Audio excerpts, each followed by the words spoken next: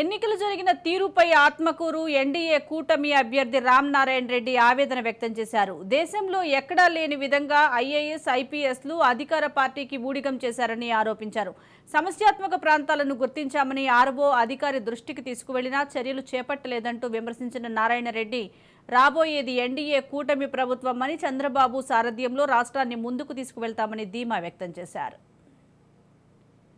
ఇంత పెద్ద ఎత్తున ఐఏఎస్, ఐపీఎస్ ఆఫీసర్లు ఎన్నికల సమయంలో సస్పెండ్ అవ్వడం, ట్రాన్స్ఫర్లు చేయడం, ఎంక్వైరీ చేసి వాళ్ళ మీద శిక్షించండి అని చెప్పే ఆదేశాలు ఇవ్వడం అనేది ఆంధ్రప్రదేశ్ రాష్ట్రంలో భారతదేశం మొత్తానికి ఇదే ఎక్కువ. ఇంతకుముందు ఏ ఎన్నికల్లో కూడా ఇంతమంది అధికారులు సస్పెండ్ అయింది లేదు, విచారణకు గురైంది లేదు, ట్రాన్స్ఫర్లు అయింది లేదు. వాళ్ళ జీవితంలో ఒక బ్లాక్ మార్క్ వాళ్ళ సర్వీస్ లేదు.